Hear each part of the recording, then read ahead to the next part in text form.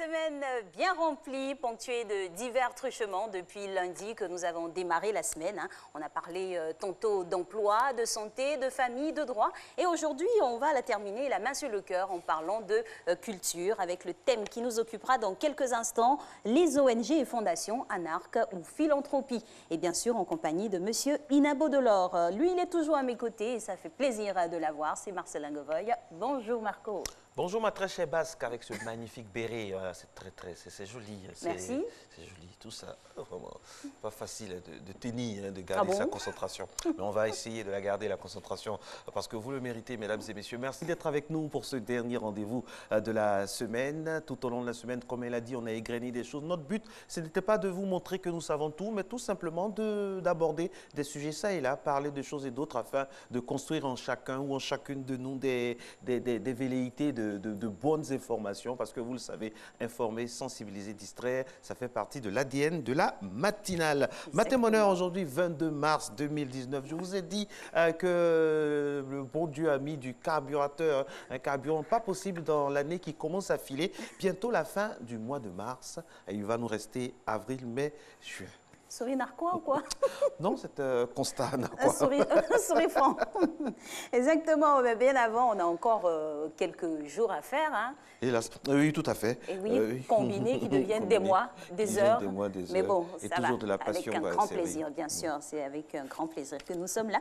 Et plaisir, nous allons partager avec une des fans ou un des fans d'une idole ivoirienne dans la rubrique Star au petit-déj, rubrique très très appréciée sur notre page. Oui, et vous êtes de plus en plus nombreux à nous suivre, très chers téléspectateurs, ça fait plaisir. De toutes les sphères de la société, vous nous suivez, vous nous apportez vos suggestions. Nous sommes très très heureux de cet intérêt que vous portez à cette émission dans sa nouvelle formule depuis 2016. Merci de plus en plus de nous suivre. Et à côté donc de Star au petit-déj, nous allons recevoir l'école militaire des enfants de troupes et préparatoires techniques de l'EMPT, c'est comme ça qu'on dit, avec des informations sur ce qui va s'y passer. Et on salue au passage toutes ces personnes dont votre serviteur qui ont gravité parce que j'ai passé l'examen d'entrée en même temps que l'entrée en sixième. Et puis les parents ont décidé que j'utilise l'autre circuit. Sinon j'aurais été peut-être caporal ou général Govoy. Ils ont eu peur que vous soyez diesé ou quoi? C'est le petit CC.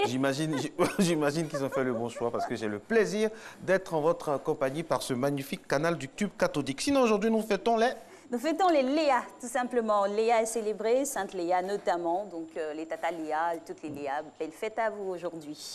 Et puis, les hommes et les femmes de la semaine, on va commencer par ce qui est convenu d'appeler l'affaire post-mortem Michael Jackson, avec tout ce qui a son lot de révélations, et ça fait bizarre. Franchement, ça fait bizarre quand on sait que les principaux intervenants, ceux qui délient les langues aujourd'hui, les avaient liés volontairement. Donc, ça fait vraiment bizarre. Ça fait bizarre, Michael Jackson. Et puis aussi Koffi Olomide. Eh oui, monsieur Koffi Olomide du côté du Congo RDC, qui a comparu. Oui, on adore les Congos, c'est notre pays. On adore. On les salit. On les salit vraiment chalérisément. Alors voilà, Koffi Olomide qui avait comparu devant les instances de justice françaises pour notamment atteinte sexuelle sur mineurs. On reviendra tout à l'heure sur d'autres personnes qui auront marqué cette semaine de leur empreinte multiforme. Merci d'être à Matin Bonheur. Tout de suite, on va ouvrir la première salve d'infos avec notre Mr. Friday National qui est avec nous. Abdoulaye Koné est aussi là pour apporter sa pierre à l'édifice matinal de RTI 1. Mesdames et messieurs, encore une fois, bienvenue. Le conclave, là, ça ne peut pas se faire.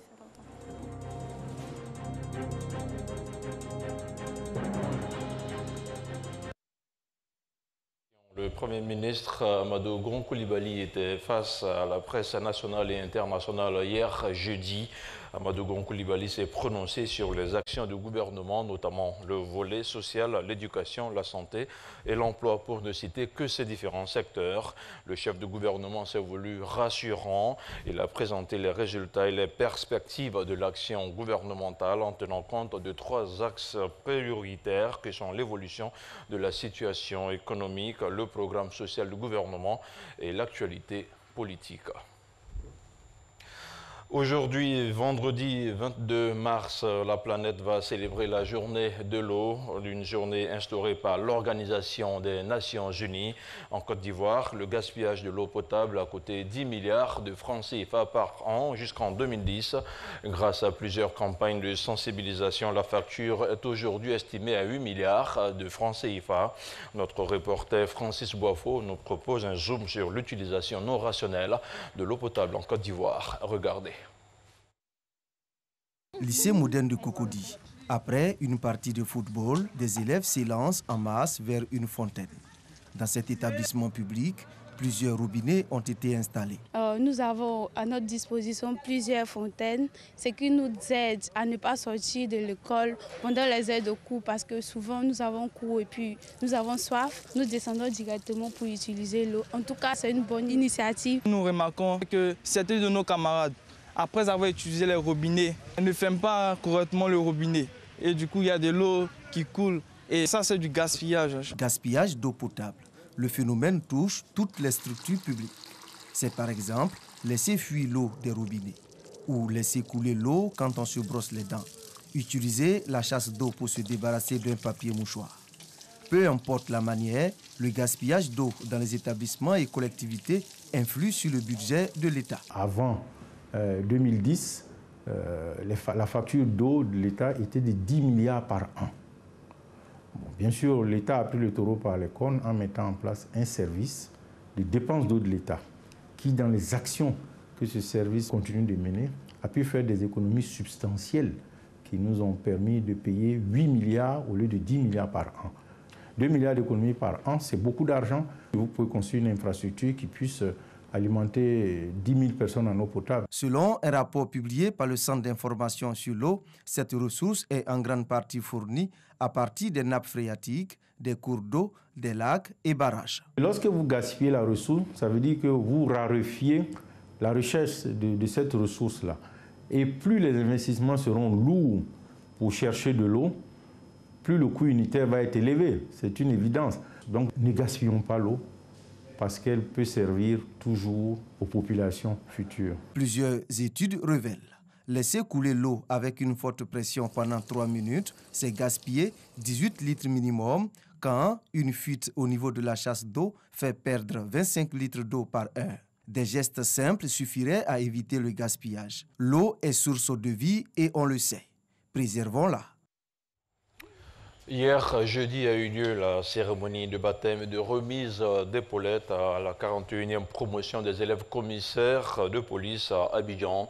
Une cérémonie rehaussée par la présence du ministre de l'Intérieur, de la Sécurité et parrainée par le ministre d'État, ministre de la Défense, Ahmed Bakayoko. On fait le point avec Abou Sadogo. Ils sont issus de la 41e promotion 2017 et 2019 des élèves commissaires de police. Leur devise, discipline, loyauté et responsabilité.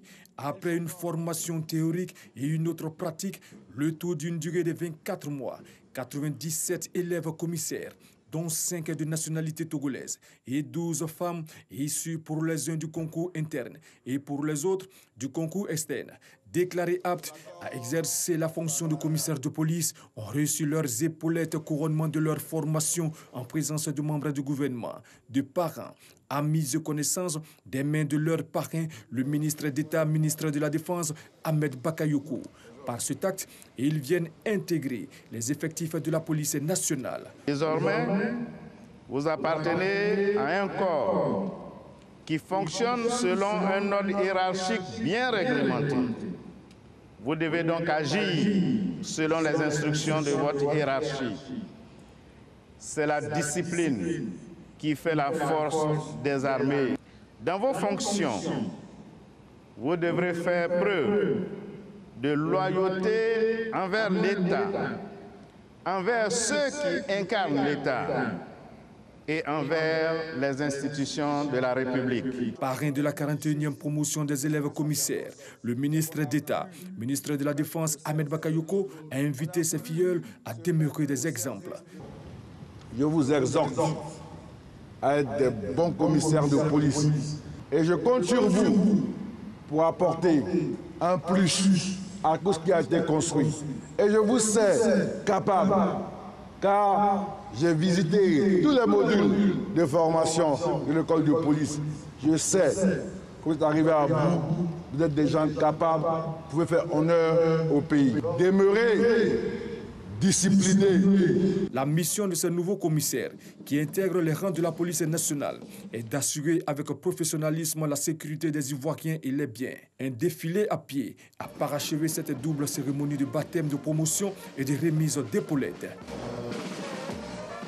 Un mot de culture à présent avant de refermer cette première tranche d'information au cœur de la matinale. La deuxième édition du Akin Indie Festival aura lieu à Guiglo du 28 mars au 1er avril. L'information a été donnée par les initiateurs au cours de la cérémonie de lancement qui s'est tenue à Abidjan. Ce festival se veut une autre occasion pour le grand peuple du Grand Ouest de Côte d'Ivoire de faire visiter au monde entier son riche patrimoine culturel. Serge Coléa.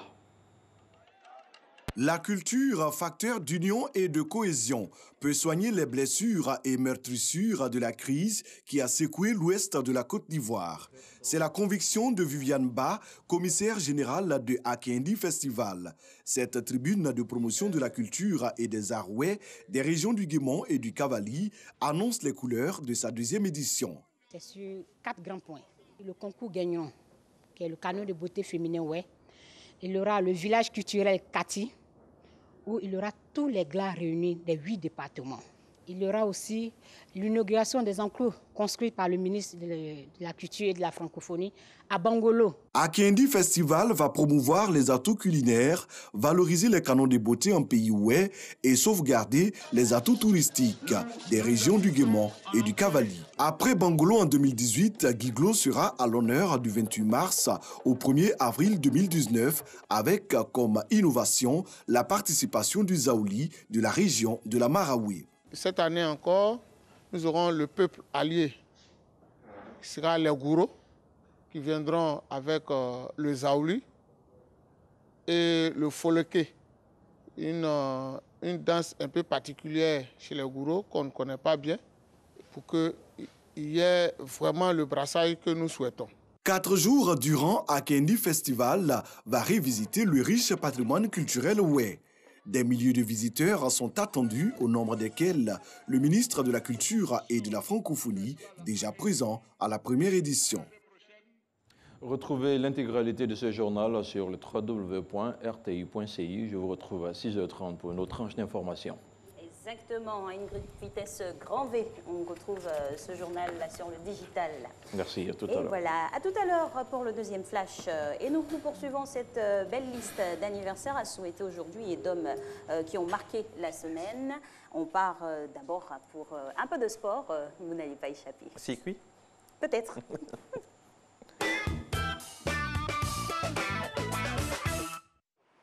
Bonjour chez vous, j'espère que vous allez bien. Alors aujourd'hui, sortez tous les seaux, on va travailler avec un seau aujourd'hui. Un seau, qu'est-ce que c'est qu'un seau? Un seau, c'est ça, pour ceux qui ne connaissent pas, c'est très utile dans les familles africaines. Je pense que plein de personnes, je pense que tout le monde connaît un seau. On l'utilise tout le temps en fait. Et je pense qu'on peut s'entraîner aussi avec. Je vais vous montrer ça aujourd'hui. Alors, on va faire que 2 exercices. J'aurai l'occasion de faire d'autres vidéos avec un seau pour vous montrer que c'est possible de s'entraîner, de transpirer avec ça. Donc 2 exercices aujourd'hui, un exercice cardio et un exercice pour les abdos. D'accord? Combien d'exercices? On va poser le seau, on va le mettre à l'envers, de sorte à ce que le bas soit retourné comme ceci. D'accord? On va faire jambe écart, coller les pieds juste derrière le seau, descendre en position de squat, toucher et se redresser. Donc c'est un squat et un jumping jacks combiné. On va pour 20 répétitions. 1, 2, on touche avec la main, on se redresse. 3, 4, 5, 6, 7, 8, 9, 10, 11, 12, 13, 14, 20 répétitions, 15, 16, 17, 18, 19, la dernière, parfait. On va retourner au tapis, toujours avec le seau retourné. On va se mettre en position de planche, on va faire le gainage.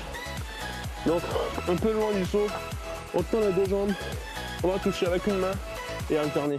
20 répétitions, allez, 1, 2, 3, 4, 5, 6, 7, 8, 9, 10, 11, 12, 13, 14, 15, 16, 17, 18, 19, dernière, parfait. On reprend le circuit. Allez, on repart. Deuxième série. Allez, 1, 2, 3, 4, 5, allez courage, 6, 7, 8, 9, 10, 11, 12, 13, 14, 15, 16, 17, 18, 19 et 20. Parfait. On ramène notre saut devant nous. On retourne sur le tapis. On va se mettre en planche. Mouvement alterné, allez go. 1, 2, 3, 4, 5, 6, 7, 8, 9, 10, 11, 12, allez courage encore, 8, 13, 14, 15, 16, 17, 18, 19 et 20, parfait. Alors, session terminée avec notre petit saut. Des exercices que vous pouvez faire encore et encore et encore, qui vous seront très utiles à la maison. Je vous dis toujours que c'est très important de s'entraîner même avec rien. Ça ne coûte rien du tout. Vous pouvez utiliser tout ce que vous avez autour de vous pour vous entraîner. Et c'est la raison pour laquelle nous sommes là pour vous servir. Nous sommes là pour vous aider à bouger, malgré le fait que vous n'ayez pas forcément accès à la salle, malgré le fait que vous n'ayez pas assez de temps pour aller à la salle. Notez ces exercices, refaites-les dès que vous pourrez, autant de fois que possible, tant que ça vous fait du bien, tant que ça vous permet de brûler des calories, c'est important en fait. Je vous souhaite du courage, je vous souhaite de passer une belle journée et de prendre soin de vous. C'est le matin là et je pense que ça s'annonce bien. Au revoir et à très bientôt. 6h12, mesdames et messieurs. Merci au coach Cyril Yamké qui nous fait plaisir chaque jour grâce à la caméra de Madame Dendani, avec bien sûr la vista de Jacques Brou qui réalise cette émission. Avec toute l'équipe, nous souhaitons joyeux anniversaire à Bijou Ndiaye qui nous suit depuis les deux plateaux, à qui nous faisons un gros bisou. Et puis aussi, nous allons souhaiter un joyeux anniversaire à une grande chorégraphe, danseuse qui nous fait plaisir, qui célèbre un an de plus aujourd'hui. Elle s'appelle Fallon, à qui nous souhaitons joyeux anniversaire. Gros bisous. Vous allez l'apercevoir dans quelques instants. Voilà. Oui, joyeux anniversaire, Fallou. Elle nous invite, Alix, elle nous invite aux alentours vers le carrefour de la vie. Elle nous a dit qu'elle fait un gros anniversaire là-bas, que nous sommes les invités, pas d'horreur, mais les invités d'honneur. on y fera un tour avec grand plaisir, en tout cas. Et pour faire un tour, on espère que la route va nous permettre. Pourquoi pas? Alors, on va vérifier tout de suite avec le point route.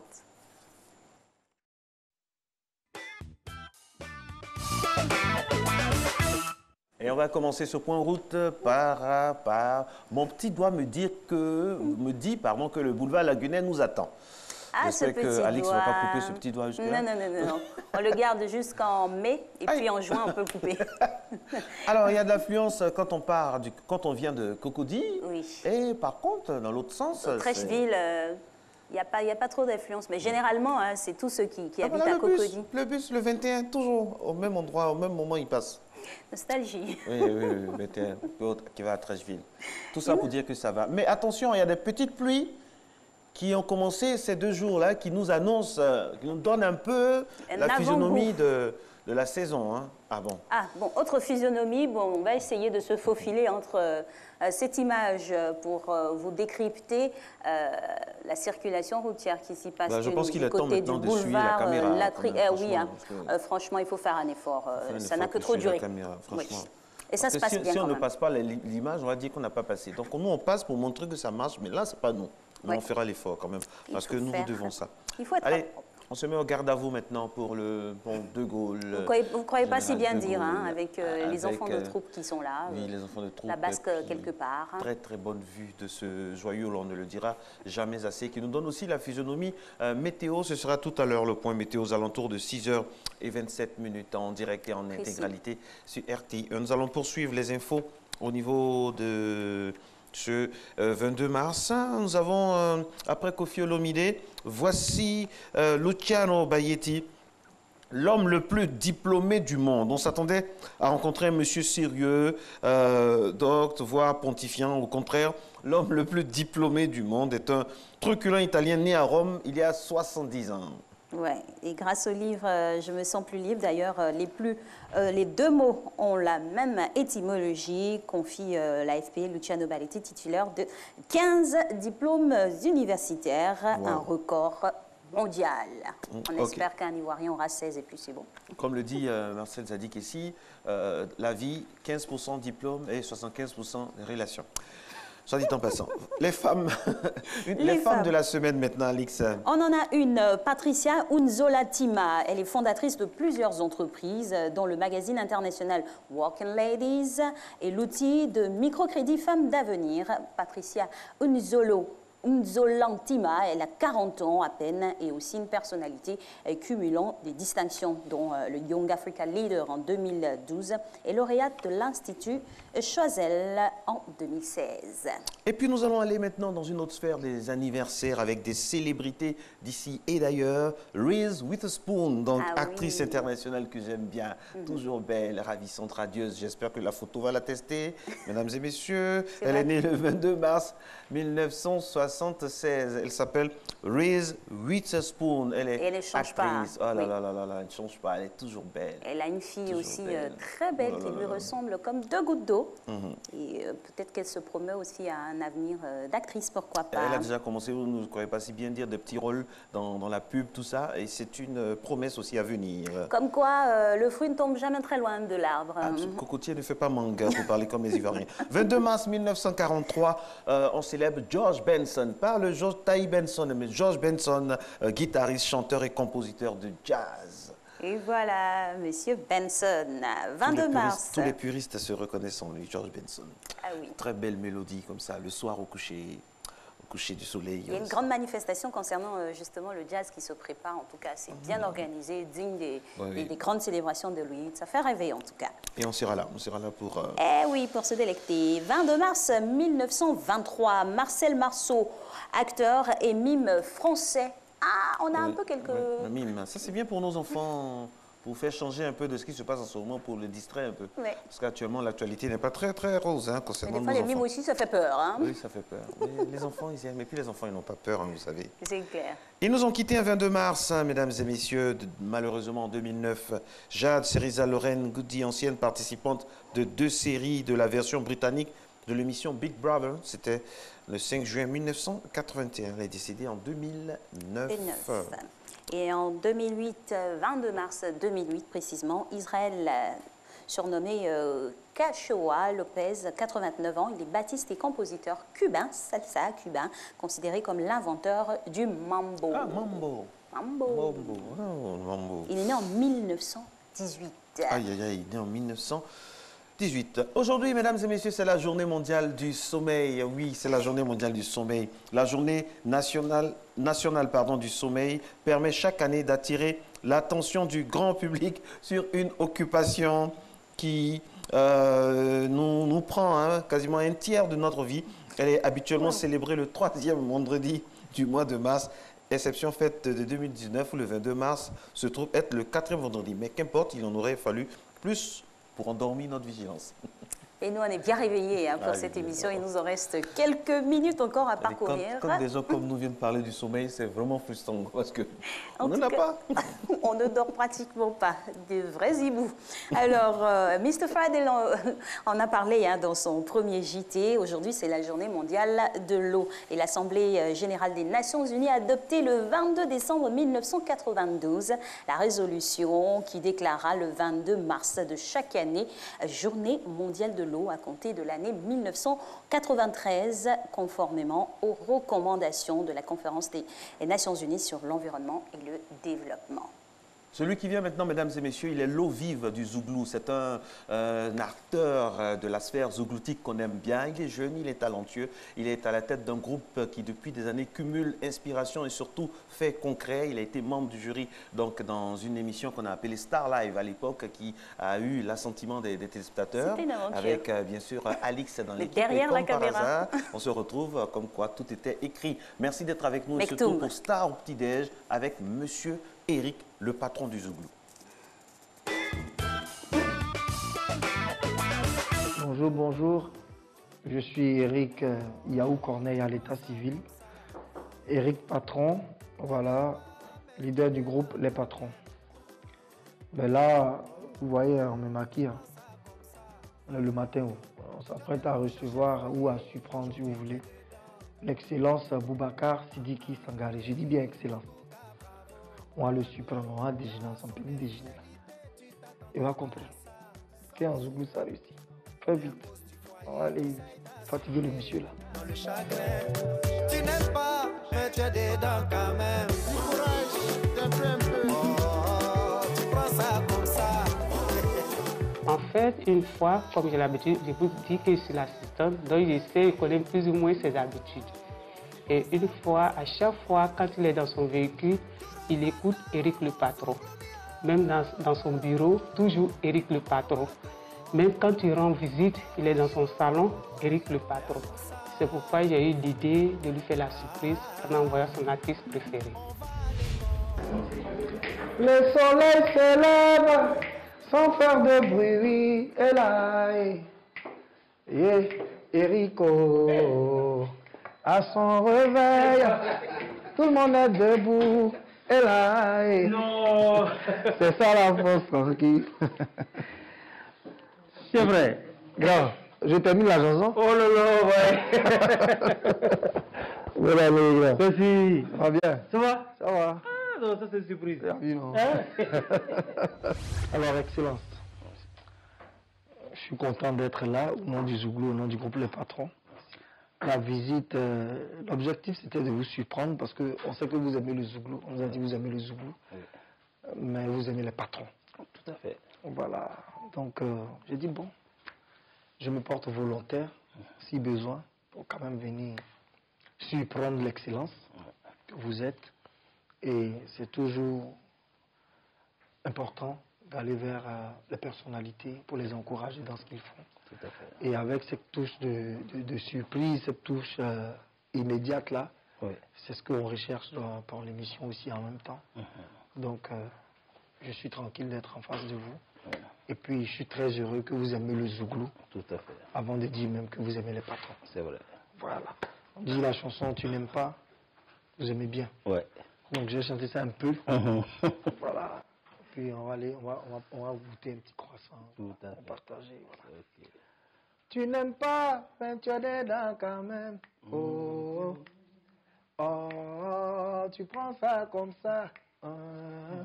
Tu as tellement cherché foyer, aujourd'hui tu es dedans. Yeah.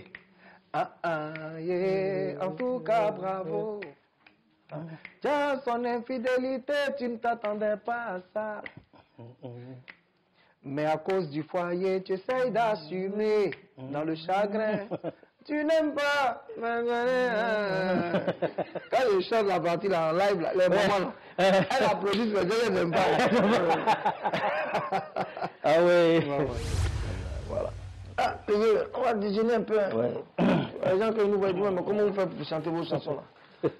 On chante seulement, chacun a son travail. Ouais. C'est comme si tu vois l'excellence, tu dis, mais comment tu fais pour venir au bureau? Voilà. C'est une surprise, hein? Ah non, c'est une surprise. Les collaboratifs, c'est elles, on déjà fou là.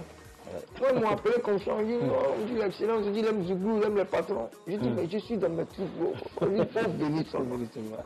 Alors, à part, tu n'aimes pas. Vous suivez, depuis combien de temps vous suivez? Bon, je sais que vous aimez le Zouglou, mais les patrons, depuis combien de temps? Depuis 2016.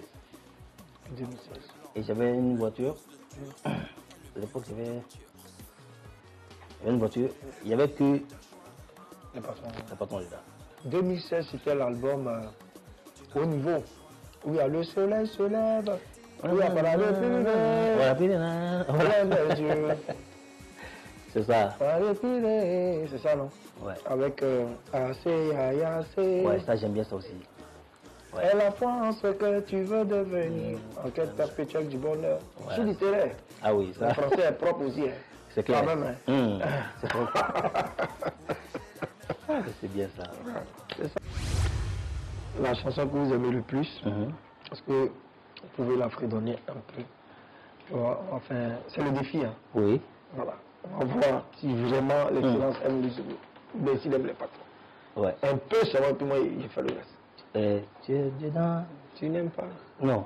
Oui, c'est ça. Tu n'aimes pas. Tu n'aimes pas. Mais tu es des... Tu n'aimes pas, tu es dedans quand même. Tu donnes là comme ça. Non. Oui, aujourd'hui, tu es des... En tout cas, chacun son travail. Ouais. Nous, on fait pour nous, on fait pour vous. C'est ça. C'est mieux comme ça. C'est mieux comme ça.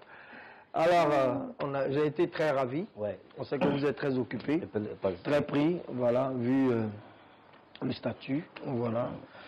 On va vous laisser poursuivre, voilà, parce que matin, là, chacun ça va à la recherche de ses illusions ou de ses rêves. Ça dépend. Ouais. Voilà. Nous aussi, notre travail, c'est pas rond pour vous, là. C'est ça. Nous, il n'y a pas fin du mois, déjà. Ah oui. Nous, c'est on peut t'empiler. Je vais aller dans mes Ourouga. Inch'Allah. Je vais vous laisser dans Ourouga. Ok, vraiment, merci beaucoup. Ok. Merci à toute l'équipe. Et puis, ce matin, bonheur, hein, c'est la RTI aussi. Il faut les remercier. Merci. Voilà, et puis on reviendra quand on pourra, sans les caméras. Ok. Parce qu'on a beaucoup de choses à se dire. Tout à fait. Allez, donc au plaisir, grand. Merci beaucoup. Soyez bénis, et puis bon, vraiment... Tu n'aimes pas, mais tu es dedans quand même. Tu prends ça comme ça là. Tu n'aimes pas, mais tu es dedans. Et nous, c'est sûr qu'on sait que vous aimez cette rubrique Star au petit-déj. Et comme pour paraphraser Éric Patron, nous sommes à la recherche perpétuelle de votre satisfaction et de votre bonheur. Donc, on peut vous faire encore des surprises. Il faut juste envoyer des messages via notre page. Ok. Moi, une fois, on va faire une surprise à Alix à son anniversaire. On va vraiment casser la tirelire quoi, pour envoyer la star qu'elle aime. Mais en attendant, on va faire une surprise habituelle. C'est un secret de Polichinelle. On va vous passer la météo.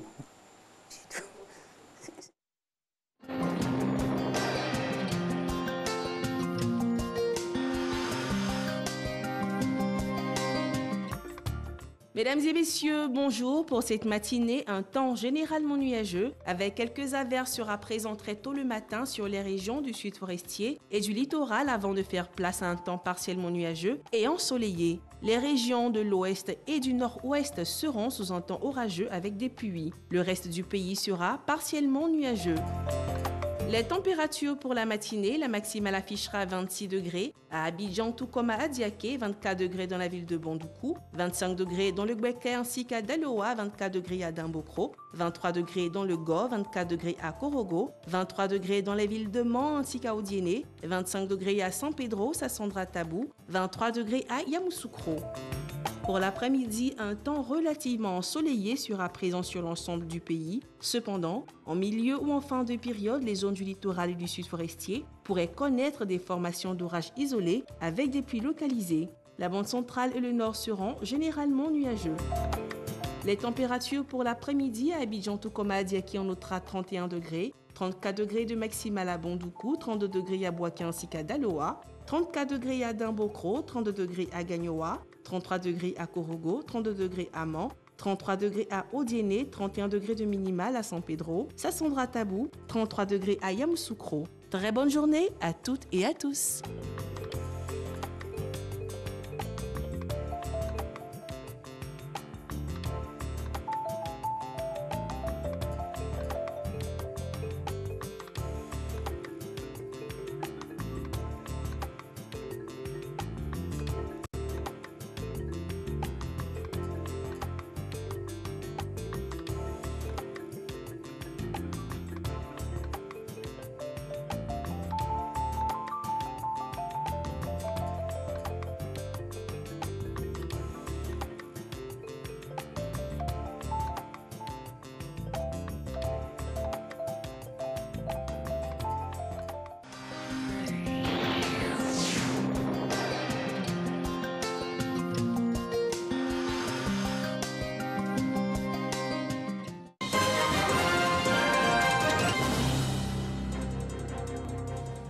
Bonjour à tous et bienvenue dans cette deuxième tranche d'informations sur Matin Bonheur. Au moins 10 personnes ont été tuées jeudi dans l'explosion accidentelle d'une usine chimique à Ain Sokna, dans l'est de l'Égypte. Selon plusieurs sources médicales et sécuritaires, l'explosion a eu lieu dans une zone proche de la mer Rouge. Les médias égyptiens annoncent une quinzaine de morts et plusieurs blessés.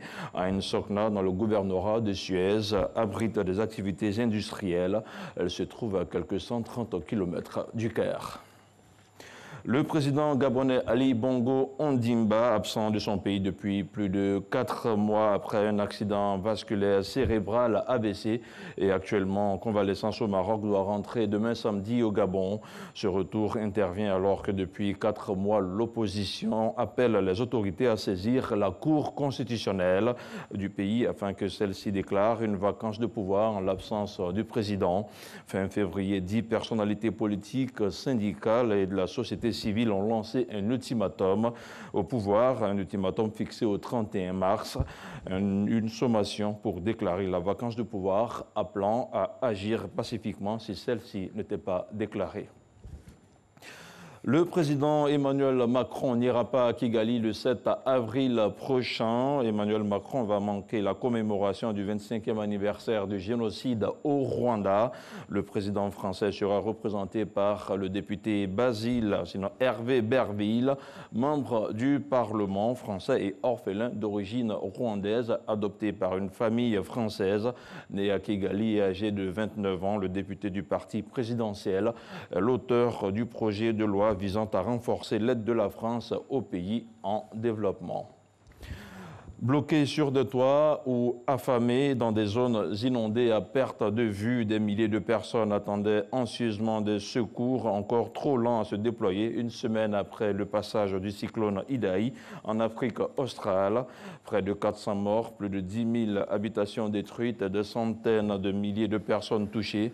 Au Mozambique et au Zimbabwe, le bilan du cyclone, des inondations et glissements de terrain a continué de grimper jeudi alors que les humanitaires mettaient en garde contre le risque d'épidémie de choléra.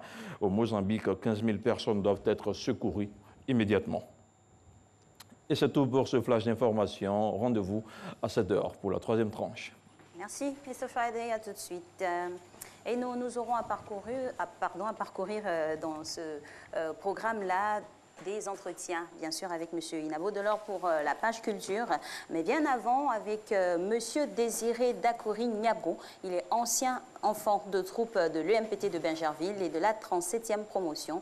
Il y a bien longtemps, c'était en 1976. Bonjour, M. Niabo. Bienvenue. Bonjour, M. Dakouri. Alors, ça bouge à l'EMPT, vous avez fait une véritable OPA sur tout ce qui est média, vous êtes passé un peu partout, c'est dire l'importance de ce qui arrive maintenant. C'est un âge pas particulier que l'EMPT va avoir.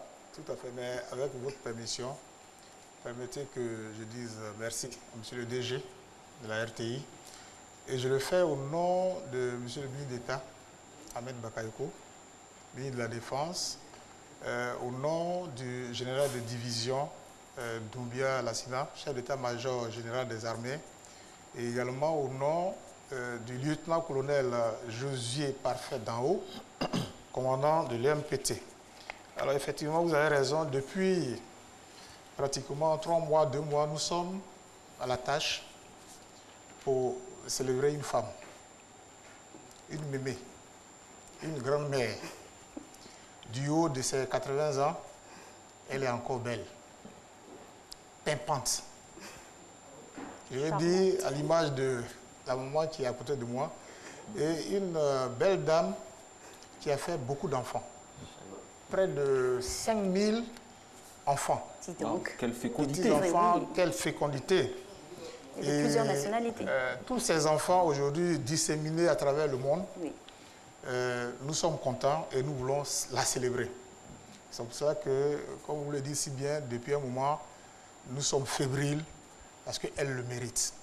Et non seulement elle est bien âgée, mais elle produit encore des fruits. Elle enfante encore. Oui. Wow. C'est exceptionnel. Oui. Et oui. Voilà, c'est une grâce.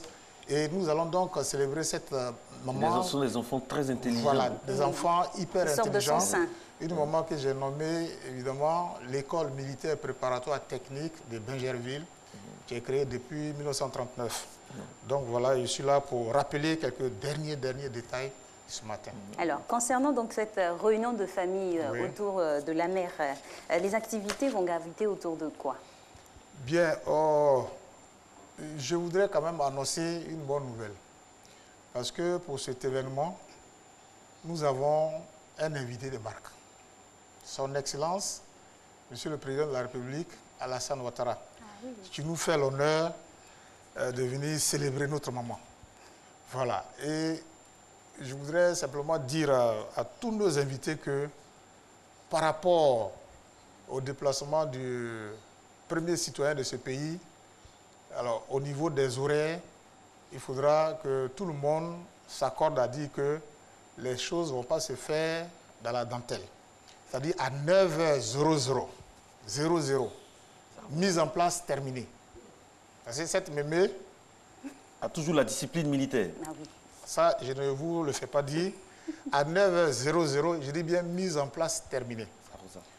Les honneurs au chef de l'État. Et à 10h, nous avons le mot de bienvenue du commandant de l'IMPT, le colonel Danho. À 10h05, plusieurs écoles militaires qui sont nos invités vont défiler. Lesquelles? On peut les citer? On peut les citer, il y en a plein. Le lycée militaire d'Autun en France. J'étais avec la délégation hier. Saint-Cyr, hein? Autun. Saint-Cyr, c'est là?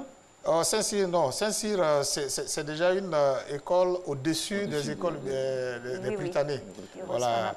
Donc, on aura aussi Britannique militaire de Kadiogo, tout près de nous ici, nos frères du Burkina. Le lycée militaire de jeunes filles, Général Mathieu Kérékou, de Nati-Denkou. Au nord du voilà, Bénin. Au nord du Bénin. Merci. Britannique militaire de Bembereke, toujours au Bénin. Britannique militaire de Libreville au Gabon. Britannique militaire de Kati au Mali. Britannique militaire de Niamey au Niger. Collège militaire Yadema de Chichao au Togo. Britannique militaire de Saint-Louis, Sénégal. Et bien entendu, l'UMPT. Alors, au sujet de ces écoles, il faut dire qu'il y a eu toujours des échanges avec certaines d'entre elles. Et depuis la nuit des temps, les Ivoiriens aussi sont passés par ces écoles-là. Par exemple, Kati, par exemple, Saint-Louis. Voilà. À Kati, on a eu le général Kondé Issouf, que vous connaissez bien, notre ex-grand chancelier. Voilà. Le général Guéhi Robert est passé aussi d'abord par Kati, ensuite il a rejoint Saint-Louis, etc. Donc voilà. Et puis pour parler du général Guéhi Robert, il a son passage à l'UMPT aussi. Oui, tout à fait, la construction, par des choses concrètes. Hein, voilà, donc après son brillant parcours à Saint-Louis, évidemment il est parti à Saint-Cyr et on l'a surtout connu comme le deuxième officier ivoirien à avoir commandé l'UMPT. Le premier en 1974, c'était le chef d'escadron à Samoa, Wadio Jean, qui est différent du général Assamoah que vous connaissez, mais c'est son oncle. Et le deuxième officier, voilà, donc ça c'est le ministre de la Défense qui remet le prix à un ancien élève aussi, qui est aujourd'hui colonel Ousmane Soukoulé à la retraite, qui a commandé aussi l'UMPT de 97 à 99. Que de générations. Là, nous sommes en 1960, nous sommes en 64. La place d'armes actuelle de l'UMPT, une visite donc du ministre de la Défense. Derrière lui, vous avez le général Thomas Daquin, qui à l'époque était colonel. Là, vous avez toujours à 64, le colonel Soukoulé que nous voyons tout derrière, tout petit, le plus petit, ils étaient en 6e. Et c'est toujours à la place d'armes de l'UMPT. En fond, vous avez la résidence du chef de corps, qui est restée à l'état, évidemment bien modernisée, et la salle de classe de 6e. Wow. Là, j'ai l'honneur de vous présenter ma promotion en 1976. On essaiera de chercher voilà. votre visage, je suis quelque part derrière là-bas à gauche. Laissez de quelque part, montrez-nous où vous êtes, on va voir votre visage. Alors, je suis, si vous voulez, à partir de la gauche, vous voyez l'éducateur là. Oui. Vous remontez en haut, il y a quelqu'un. Oui. D'accord. Et juste à droite de ce quelqu'un là. Non, oui, en haut. Ah, oui, À droite. Voilà, je suis là. Voilà. Voilà, je suis là. Bon, voilà, on n'a pas de je suis là.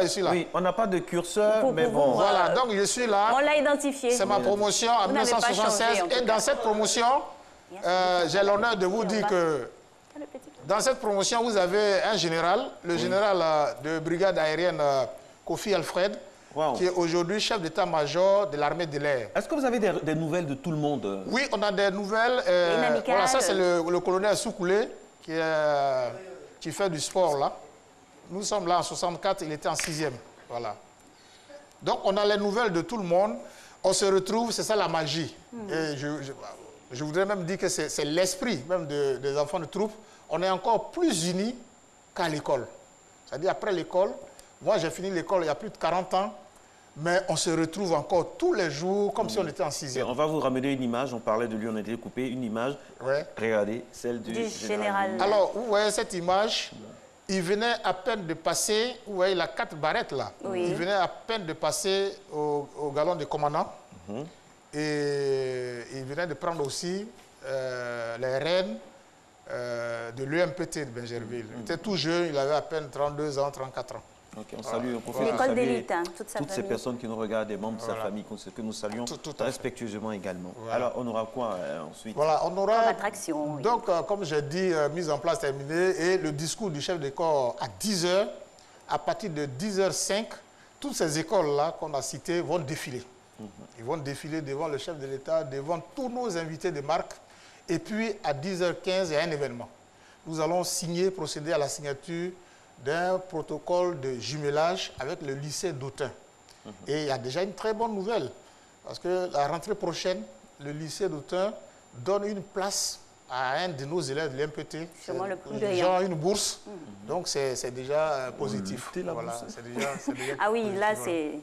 Et après donc, ce protocole de jumelage, bon, évidemment, toutes les personnalités, dont le ministre d'État Ahmed Bakayoko et l'ambassadeur de France, ils vont procéder à leur allocution.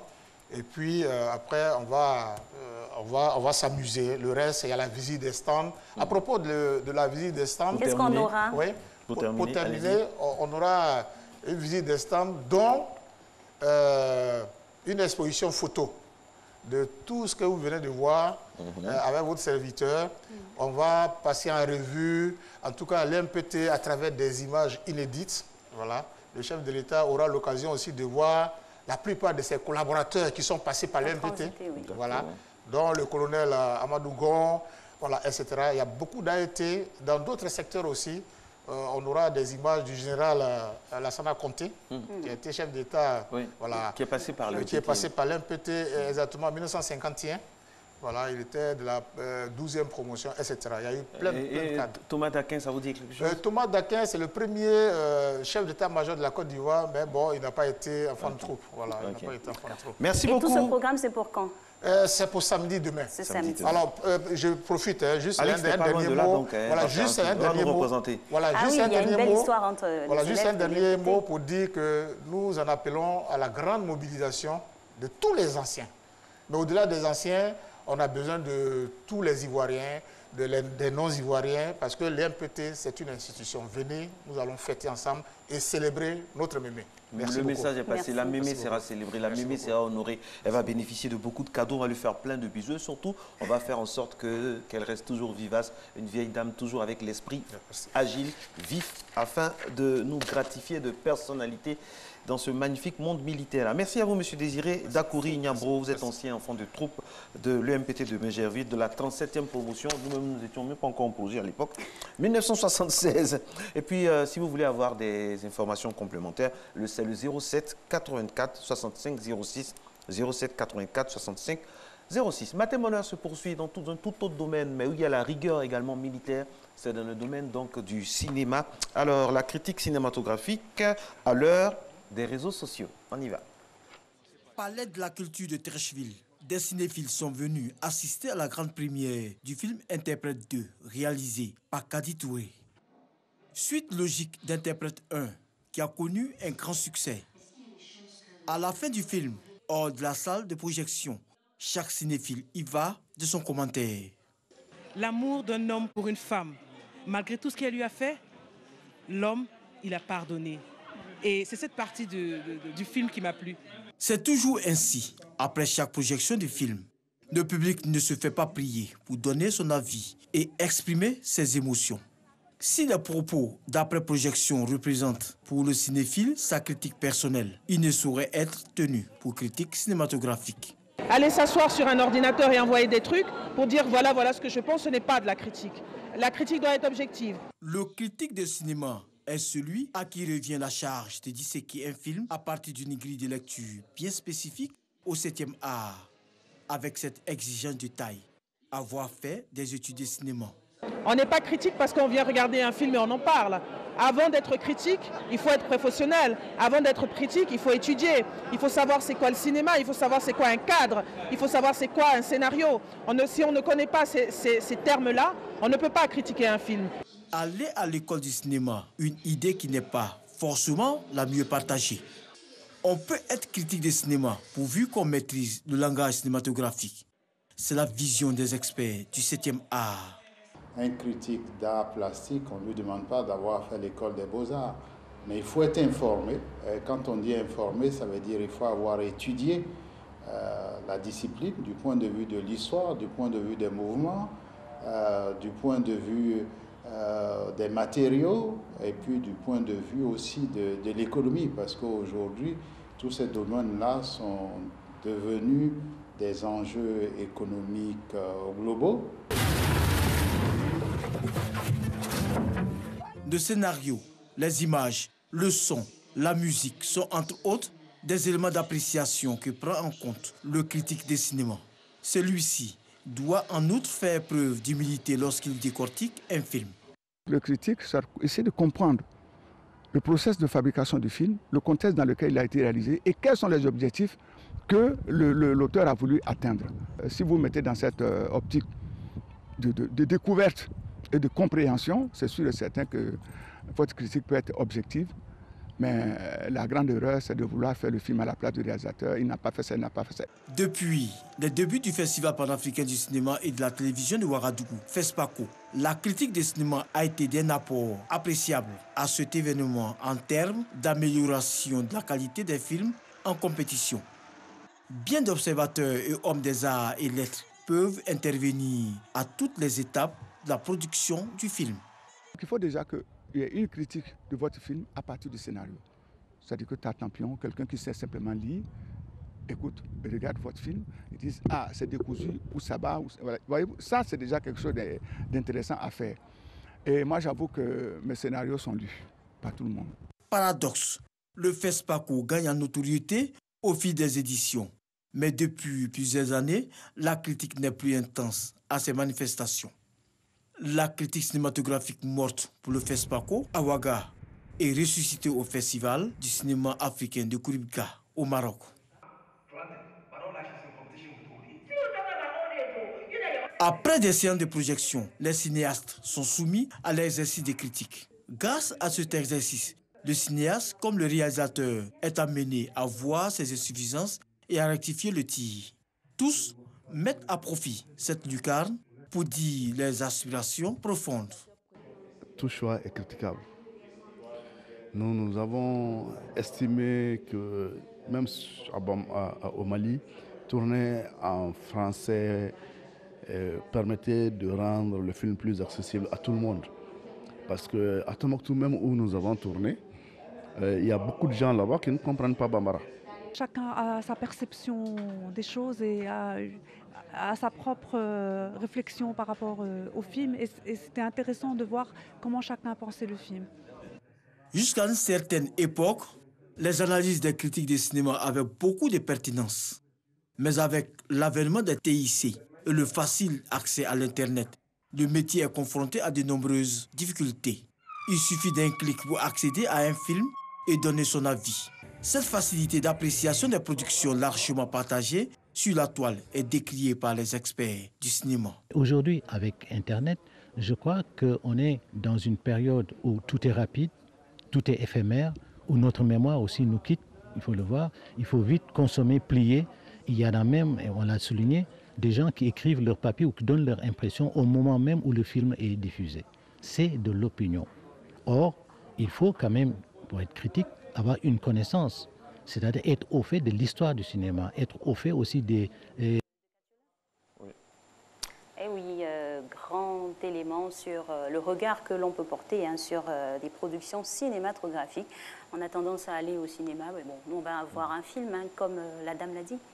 On ne sait pas disséquer en tant que tel, il faut avoir la compétence. C'est vrai, parce que tout choix, comme l'a dit le producteur malien, tout choix donc, est critiquable, mais il faut critiquer aussi avec dans des normes, en essayant vraiment de toucher à tous les contours, parce qu'il y va de l'information. Parce que le critique d'art, c'est quelqu'un qui informe aussi. Donc, il ne faut pas oublier ça. Il faut informer, montrer au public et puis ne pas se substituer, comme l'a dit Fadiga Krambo-Lansine, se substituer au réalisateur. Il aurait pu faire ça, il aurait dû faire ça. Non, chacun a sa sensibilité. Le film d'Alix, avec la sensibilité d'Alix, avec sa manière d'appréhender les choses, ce ne sera pas la même chose que le film de Delors Inabo, avec sa propre sensibilité d'homme du rocher, tout ça, qui a ses... Voilà, quoi, qui a ses petits trucs.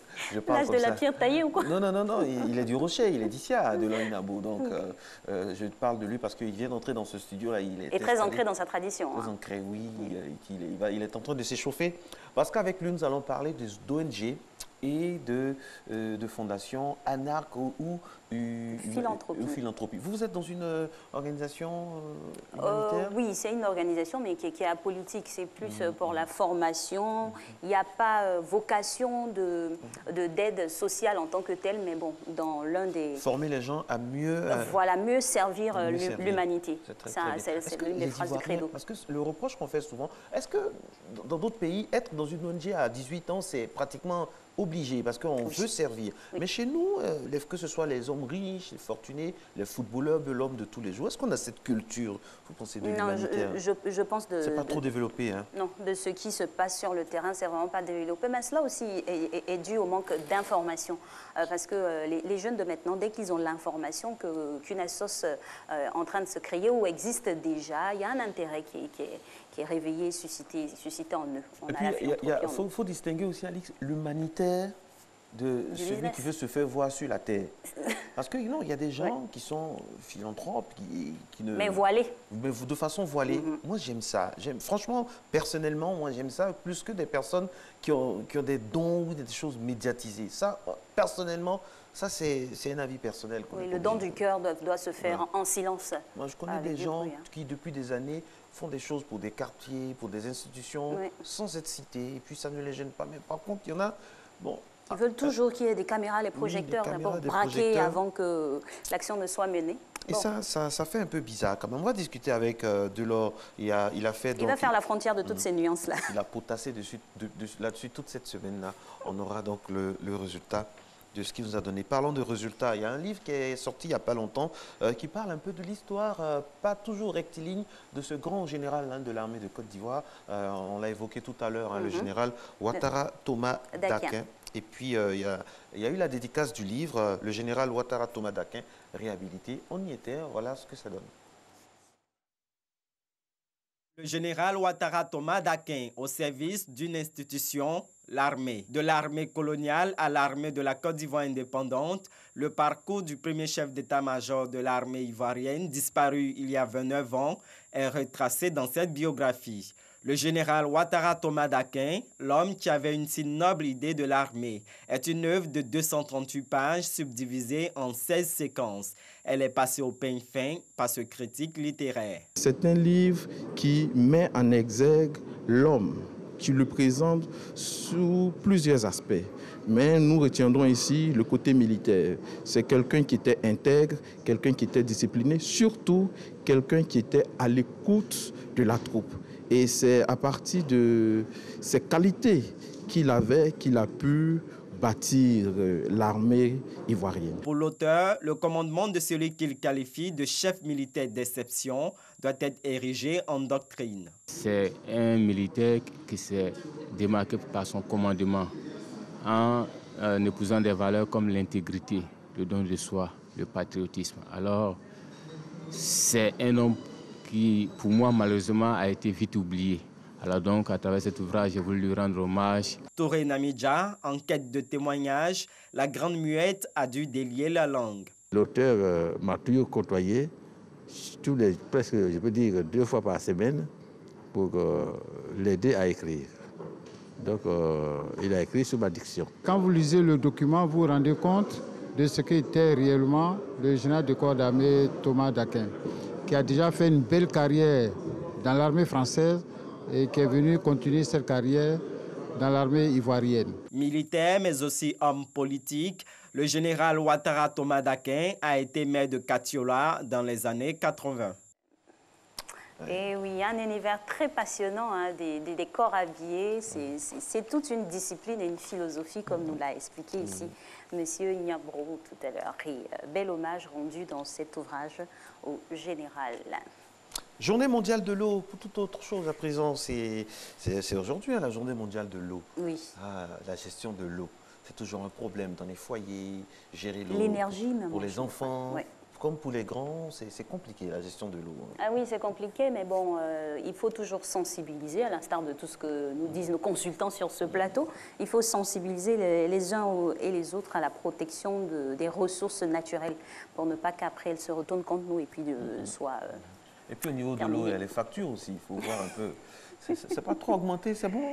Non, disons les choses telles qu'elles sont. Hein. L'eau, ça va. L'électricité... Non, on parle de l'eau. On va trouver un autre thème. L'eau, ça va. Comme on le dit à Abidjan, mais courant. Mais l'eau produit du courant. Mais voilà, mais bon. C'est l'eau, c'est l'énergie de l'eau qui nous donne du courant. Dans l'eau, là, c'est bon.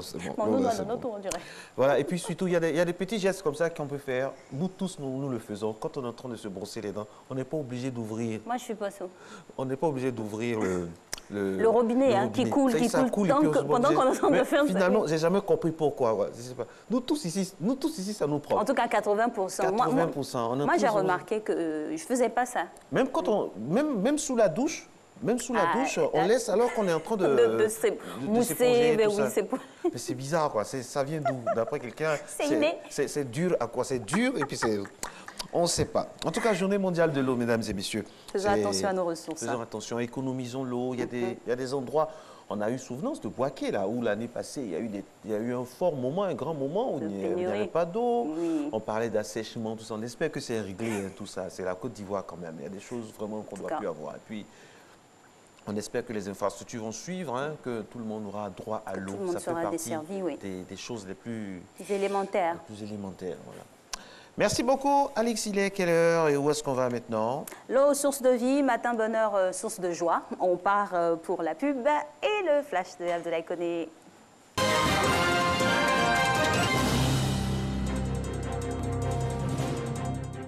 Et bienvenue dans cette dernière tranche d'information sur Matin Bonheur. Les 27 chefs d'État de l'Union européenne se réunissaient jeudi à Bruxelles avec la première ministre britannique.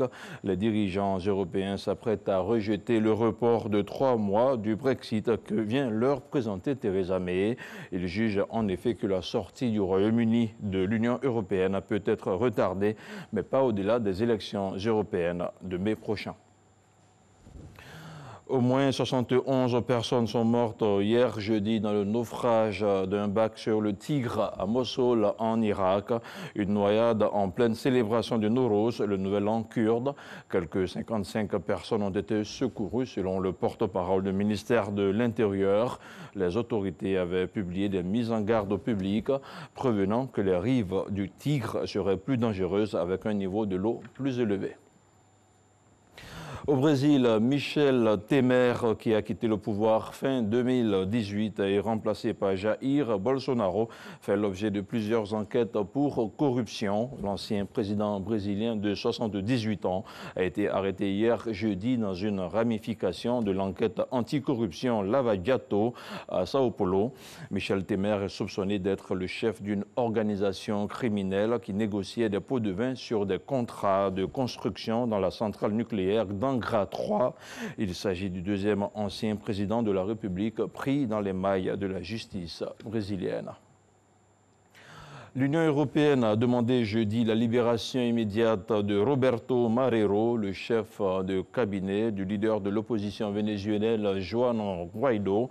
Dans une déclaration publiée pendant le sommet européen à Bruxelles, les 27 de l'Union européenne exigent également que sa sécurité soit assurée, a annoncé la porte-parole de la chef de la diplomatie Federica Mogherini. Roberto Marrero est accusé de terrorisme. Il est également accusé d'avoir détenu une quantité importante d'armes. Et nous terminons ce flash d'information avec cette information. Des centaines de milliers d'Indiens célèbrent Holi à Ahmedabad, dans un temple de New Delhi, ou à Allahabad, dans l'Uttar Pradesh, en se couvrant de poudre colorée, en priant et en dansant. Holi, une fête hindoue marquant l'arrivée du printemps, est également connue sous le nom du Festival des couleurs. Et c'est tout pour ce flash d'information. Restez sur RTI 1. Merci beaucoup, Abdou. Merci. La justice ne s'amuse pas au Brésil, hein? Ah non, non, avec ce qu'on a vu là, qu'importe le titre. Hein. On a l'impression que chaque président a son tour. Hein. Oui. Après, donc, Dilma Lula, Rousseff, qui est toujours en détention, Michel Effectivement, Temer. effectivement. Voilà. Ça fait beaucoup. Hein. Ça fait beaucoup. Ça montre la puissance de la justice dans ce pays-là aussi, quand même. Un pays qui est en proie à la corruption. Et qui essaie de penser ses plaies. C'est des images des fois qu'on voit qui... Et puis aussi en Inde, avec les couleurs. Là, effectivement, la célébration de Holi, la fête des couleurs, qui annonce le printemps, comme on l'a dit. Et oui. Et surtout beaucoup de couleurs sur ton t-shirt. Oui, oui. Et puis aussi, il y a le jaune, il y a le soleil qui a... C'est à l'image de Matin Bonheur. On s'accorde à l'instinct comme ça. L'idée, c'est d'avoir toujours des couleurs de Matin Bonheur au moins dedans. C'est nuancé, là. Ça, c'est vrai. Merci beaucoup, Abdou. Merci. Bon week-end. Ben, à vous également. Merci. Et bonne semaine, parce que vous êtes pratiquement une semaine. À vendredi prochain. Inch'Allah. Inch'Allah. Et puis, j'espère que le monde entier... J'ai un coup de gueule hein, avant de lancer la thématique. Il y a eu un attentat à Christchurch avec 50 personnes tuées dans une mosquée. Ouais. Je n'ai pas vu de « je suis Christchurch, je suis ceci, je suis cela ». J'estime que quand il y a des drames comme ça, on doit laisser passer la religion et privilégier l'homme. Je n'ai pas senti le sursaut mondial. Peut-être que je suis absent sur les réseaux sociaux, mais il y a eu des endroits où il y a eu 17 morts. Quel que soit le nombre de morts, quand il y a une communauté qui est touchée, le monde entier doit se lever. Quoi. Et je n'ai pas senti la ferveur de ce qui s'est passé du côté de Christchurch. Ouais. Même si il y a eu des personnes qui ont envoyé des messages. Et puis aussi chez nous, en Afrique australe, il y a des pays, 3 pays, la Tanzanie, la Namibie, le Malawi, Mozambique, tout ça, avec le cyclone Ida, près de 400 mois, je n'ai pas senti aussi la bonne solidarité africaine, l'Union africaine, bon, je sais pas. Qu'est-ce qui se passe dans ce monde? Bon. Merci d'être avec nous.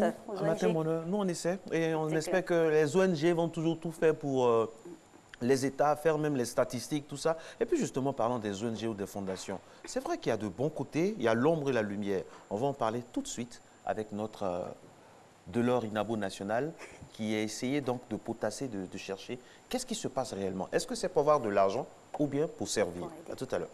Servir.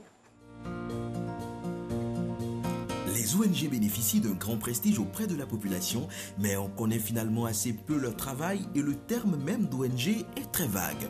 Se peut-il qu'ils soient si appréciés parce qu'on les connaît finalement si peu ou pas du tout? Le monde des associations est varié, avec des réalités très diverses. Ça porte à confusion quand on parle de clubs, services et fondations. Mais dans le fond, c'est très différent. C'est le même but, mais il y a une différence. En ce sens que les clubs services, ce sont des groupements de personnes qui montent des actions au profit de la communauté vulnérable.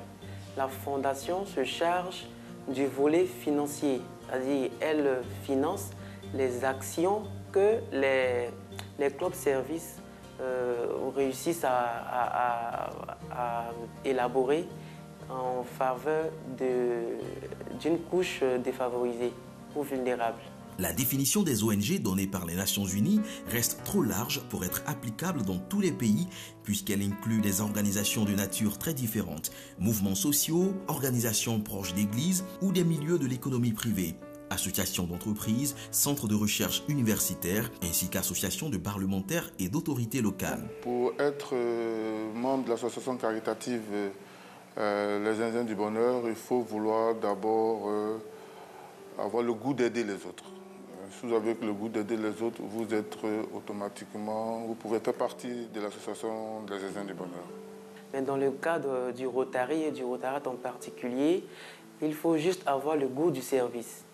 Il faut avoir entre 18 et 30 ans, dans le cadre du Rotaract, comme je l'ai dit, avoir le goût du service et être altruiste. La loi sur la coopération de 1976 indique que l'aide doit être destinée en priorité aux pays, populations et régions les plus pauvres, ce qui légitime le soutien financier de la Direction du développement et de la coopération, DDC, à des programmes gérés par des œuvres d'entraide. Mais comment sont-ils financés? On essaie de forcer sur les cotisations et parmi nous les hommes de bonne volonté qui peuvent donner un peu plus, ils font ce sacrifice pour donner. De bonheur sans condition. C'est important pour nous parce que l'art de donner n'exige pas quelque chose en retour. Parce que si vous donnez que vous attendez quelque chose en retour, mais une condition pour donner, alors là, vous n'êtes plus bénévole. Face aux remises en question actuelles du rôle des ONG dans la société civile, il est important que les ONG puissent montrer au public ce que signifie leur travail et l'informer sur les réalisations concrètes sur le terrain. Pour nous, il y a un comité qui siège. Chaque année, nous lançons un appel pour des associations qui souhaitent qu'on aide ou bien des centres qui souhaitent voir leur édifice réhabilité, parce que nous faisons aussi de la réhabilitation des centres sociaux. Et il y a une commission qui se réunit en fin d'année et qui choisit les sites à réhabiliter pour l'année en cours, l'année qui vient. Nous ne récoltons même pas de dons sur la toile. En fait, nous, les partenaires que nous avons, c'est des amis, c'est la famille. Et ces personnes, à chaque fois qu'ils nous amènent des dons, ils délèguent une personne qui va avoir le suivi. Et comme je vous parlais de l'Internet, tout ce que nous faisons, nous le mettons au grand jour. Les actions menées au Nord pour informer le public sur le problème persistant de la pauvreté, pour dénoncer le manque de cohérence des politiques des pays du Nord à l'égard du Sud, pour montrer aussi le soutien que l'on peut apporter aux populations pauvres par des projets concrets, constituent autant de domaines où les ONG ont un rôle important à jouer, complémentaire au rôle d'information des médias, complémentaire aussi à l'action des gouvernements et des grandes agences multilatérales. Et voilà plusieurs informations dans cet élément, mais encore quelques petites ombres d'ombre à éclaircir avec bien sûr Inabo Delors. Bonjour à vous. Bonjour Alex. Bienvenue. Bonjour inspecteur Inabo. Inspecteur Lafouine. Oui. Alors aujourd'hui on parle d'ONG, de fondation. Anarcho-philanthropie, déjà on va marquer les nuances entre ONG et fondation. Edith, l'émission. Alors ONG c'est tout naturellement organisation non gouvernementale. Il faut savoir aussi que les fondations sont des organisations non gouvernementales. La seule particularité déjà à ce niveau, c'est le caractère nécessairement international de la fondation. Voilà. Sinon, toutes les deux sont des organisations non gouvernementales. Une organisation non gouvernementale, c'est une institution qui ne répond d'aucun gouvernement, qui a une autonomie, disons, politique, une autonomie financière et une autonomie dans son objet. Okay. Alors, la particularité, pour ne pas dire la différence entre les deux catégories d'institutions, c'est que la fondation est créée par ses donateurs principaux. Autrement dit, Marcelin fait partie des plus grosses fortunes de Côte d'Ivoire. Il se joint à moi et nous avons, je veux dire, comme fortune personnelle, des montants pour lesquels nous sommes prêts à dégreffer une certaine partie et l'injecter dans la réalisation d'une œuvre à caractère d'intérêt général. Et donc, il faut retenir que de ce point de vue, quand on parle de fondation, le don initial, le capital initial est fait de façon irrévocable. C'est-à-dire que ce montant qui est injecté dans l'activité l'est de façon définitive et irrévocable. Alors, c'est ceux qui donnent, qui fondent, qui créent la fondation. L'ONG, par contre, elle, c'est une organisation qui est montée par un ensemble d'individus qui décident de mettre leur temps, leurs compétences et leurs services à la, je veux dire, pour porter une cause. Ils n'en sont pas forcément les donateurs, les financiers principaux. Ils se mettent ensemble pour porter la cause et ils recherchent à côté de cela les financements je veux dire, d'origine diverse. Voici la différence à la base. Sinon, ils ont les mêmes objectifs, l'intérêt général. Ensuite, ils sont portés par une nécessité d'autonomie politique et de gestion. Alors, est-ce que, une autre question qui me brûle les lèvres, je demandais cela tout à l'heure à Alix, est-ce que l'Ivoirien, l'Africain a le sens de l'humanité? Je dirais, c'est une question à laquelle on ne peut pas répondre ni par oui, ni par non. Par contre, ce qui fait la particularité de l'Afrique, et ça, il ne faut pas qu'on se le voile, c'est sa générosité dans la solidarité. Voilà, à la base, l'Africain est généreux en termes de solidarité. Nous voyons tous ici comment est-ce que quand un malheur ou une situation difficile s'en prend à un des nôtres, comment est-ce que nos communautés réagissent. À la différence des sociétés dites occidentales, ici, l'entrain, la chaleur qui est mise dans les causes, j'ai envie de dire, de solidarité, se sentent plus que dans les sociétés dites occidentalisées. Donc, je pense que de ce point de vue, on peut valablement dire qu'on a de bonnes bases d'humanitaire en nous, peuple africain. ONG, Fondation Mise à part l'Africain est solidaire de nature. Tout à fait. C'est bien entendre ça. C'est cela la vérité. Alors, parlons de notre thème de ce jour, anarque ou philanthropie. Cela voudrait dire que notre interrogation, réflexion s'est penchée vers un côté obscur de ce fonctionnement. Oui, mais le thème est pertinent dans la mesure où la question se pose. Alors, on va beau parler, et les fondations et les ONG tournent autour de l'argent. Tournent autour de l'argent. Il faut beaucoup d'argent pour faire ce à quoi ces institutions-là s'appellent. Alors, quand nous prenons le cas de la fondation, et je vais commencer par elle, nous nous rendons compte qu'elle est créée par ses propres donateurs.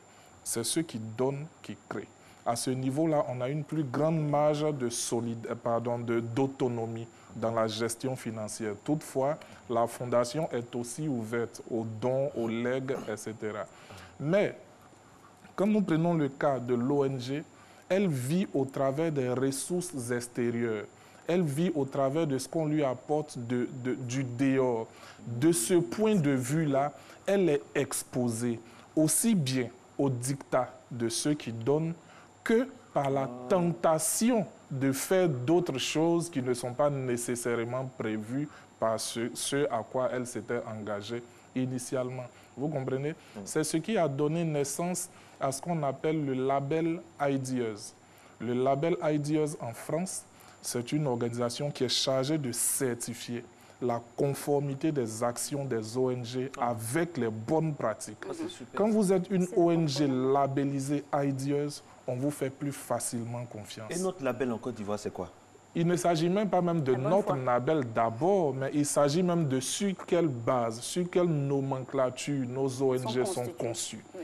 Mais dans le plus grand flou artistique, parce qu'aujourd'hui, on ne se base que sur les textes primaires d'organisations classiques pour faire une ONG. Je me lève, j'appelle 2-3 potes, on constitue une ONG. Et puis derrière, ça s'arrête là. Aucun mécanisme de contrôle, aucun mécanisme de suivi. On va dans les pays développés. On couvre la RTI pour faire quelques 2-3 reportages, pour se donner de la crédibilité. Tout à fait, tout à fait. Justement, et notre crédibilité, on la cherche auprès des médias, même pas auprès d'organismes certificateurs. Vous comprenez? On va en Europe, on demande des choses, on demande des vêtements pour, soit dit en passant, venir vêtir des personnes dans le besoin ici. Et à la fin, quand ces balles arrivent, on les retrouve à coûter. Alors donc, ce besoin-là, disons, cette plaie-là est réelle.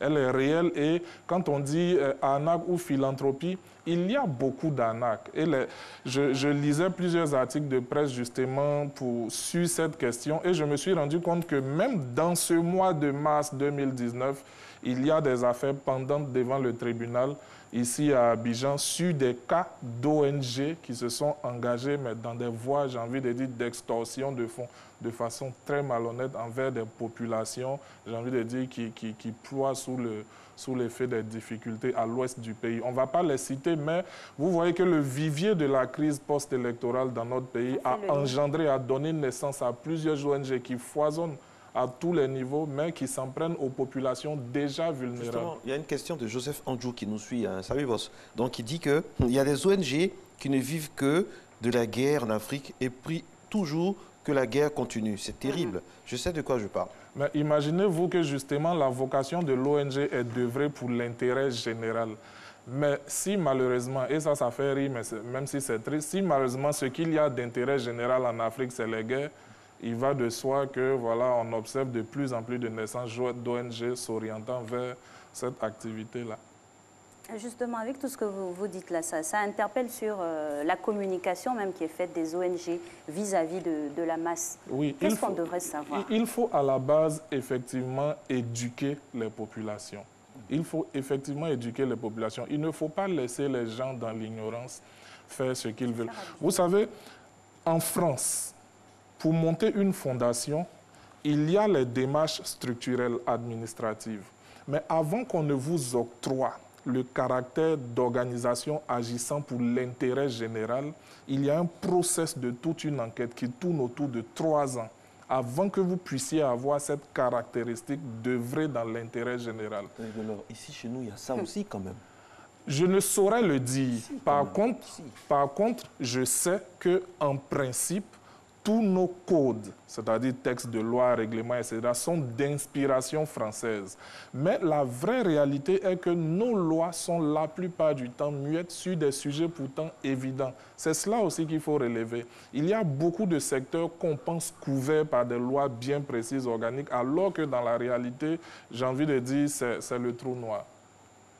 Voilà, ce sont des questions sociétales importantes sur lesquelles il faut se poser. Il n'est pas normal qu'on crée des ONG comme on va à la boutique. Ce n'est pas normal. Quand on sait qu'il y a des activités pour lesquelles le bras du gouvernement n'est pas suffisamment fort pour atteindre certains replis de la Côte d'Ivoire, et on compte sur ces institutions-là, ces organisations-là pour aller le plus loin possible. Mais quand elles ne sont pas suffisamment juridiquement et organiquement organisées, il est difficile d'opérer des missions de suivi et de contrôle. Et c'est ce qui laisse la place à tout ce qu'on peut observer de déplaisant. C'est vrai que leur mission, des fois, pour certaines, c'est le relais des actions gouvernementales ou internationales. Tout à fait. Et vous comprenez que tout à l'heure, je parlais d'autonomie, d'indépendance dans la gestion. Aujourd'hui, tellement d'ONG foisonnent que quand pour une activité, le gouvernement, par exemple, lance un appel d'offres à ONG, on a en face de nous 1000 ONG concurrentes qui se battent dans tous les sens. Mais le revers de la médaille... Le revers de la médaille, c'est quoi? Les ONG qui se battent, ça fait bizarre. Hein? Le revers de la médaille, c'est qu'on est prêt, rien que pour avoir les marchés, parce que attiré par la part du gain, on est prêt à être des bras séculiers qui obéissent, j'ai envie de dire, à la lettre à tout ce que, justement, ceux qui commandent les travaux vont nous dire, alors qu'à la base, on était censé être indépendants, autonomes dans nos mécanismes de gestion. Est-ce que les ONG ont le droit de faire du bénéfice? Non, justement parce que c'est à la base des activités de non-profit, c'est à la base des activités philanthropiques. On ne cherche pas du bénéfice derrière. Vous comprenez? C'est ça à la base. Fondation comme ONG, il y a un objectif de non-profit derrière. Toutefois, l'argent qui travaille, aussi bien dans les ONG que dans les fondations, doit être maintenu. C'est-à-dire qu'il doit être injecté aux besoins dans des mécanismes, j'ai envie de dire, avec finalité de le fructifier. Quand nous prenons la fondation Bill et Melania Gates, du fondateur de Microsoft et de son ami Warren Buffett, vous voyez que c'est une fondation qui a beaucoup d'argent aujourd'hui, 53 milliards d'euros, qu'elle investit principalement en Afrique.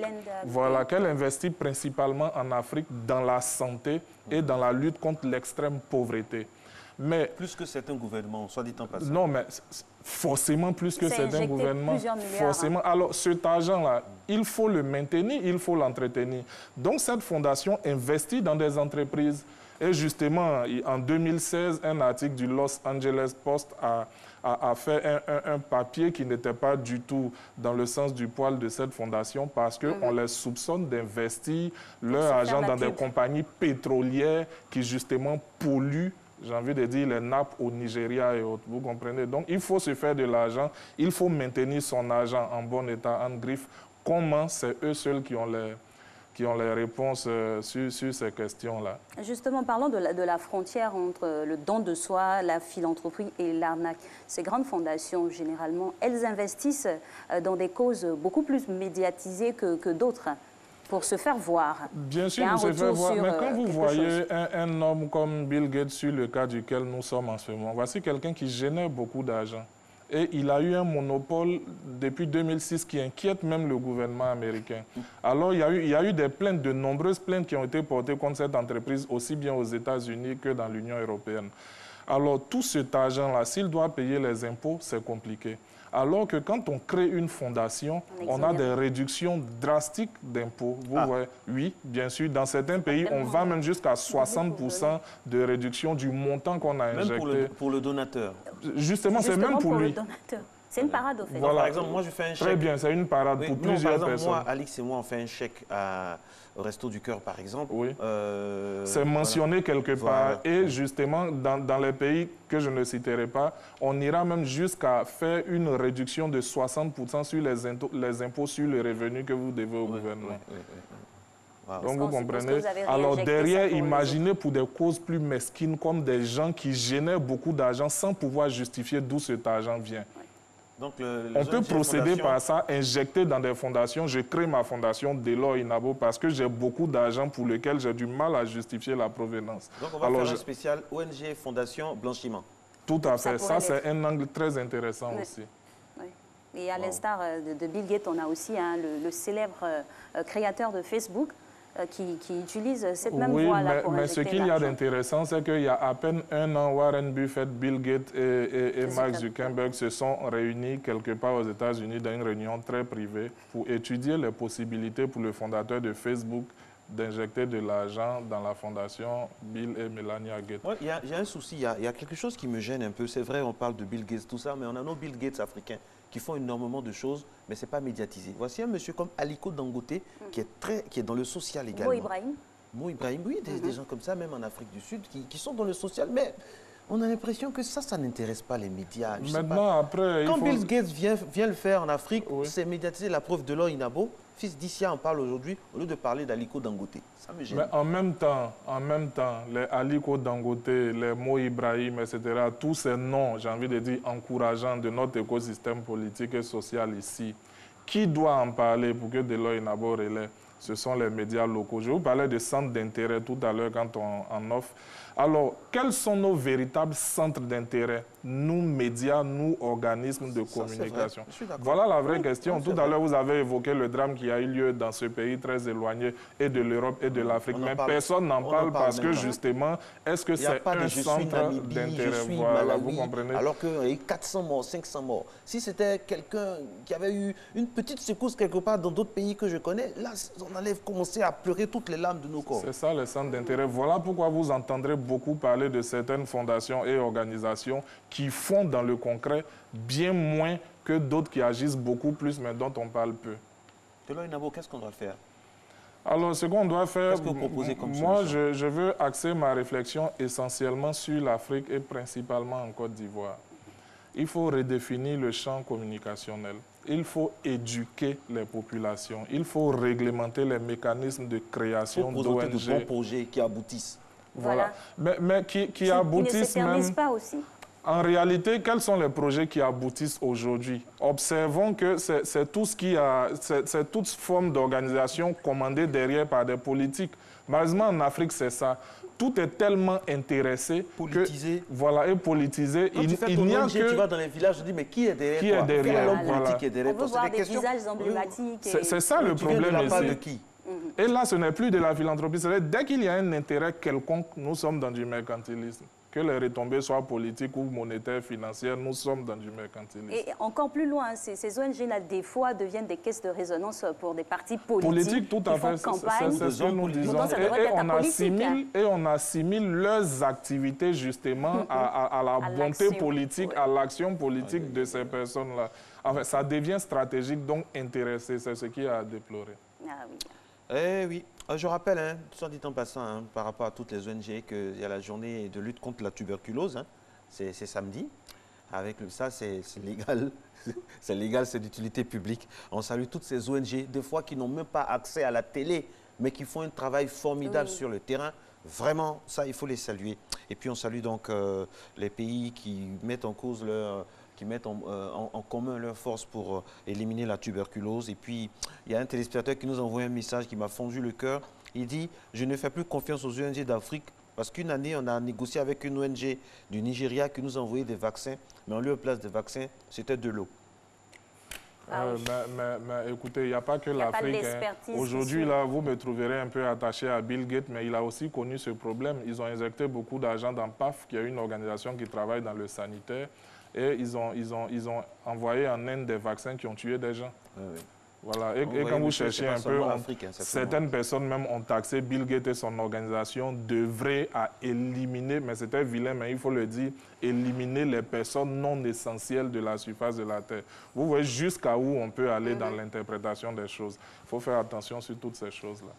Merci beaucoup, Delors. C'est toujours un plaisir d'avoir Delors sur ce plateau, de l'or pur qui nous permet d'être éclairés sur un bon nombre de sujets. ONG et Fondation Anak Philanthropie, vous allez continuer le débat chez vous. Le temps pour nous de vous souhaiter un bon week-end, c'est relâche. Et puis on se retrouve toujours avec le même plaisir lundi avec ma basque, ma très ravissante basque. Regardez le chapeau. On va profiter de la journée nationale du sommeil. Voilà. On va profiter de la journée nationale du sommeil. Allez, bonne journée et restez toujours scotchés sur RTI 1. Tout de suite, vous avez rendez-vous avec l'agitateur des matins de RTI 1. C'est Serge José Amessant et toute son équipe qu'on salue. Ciao, ciao.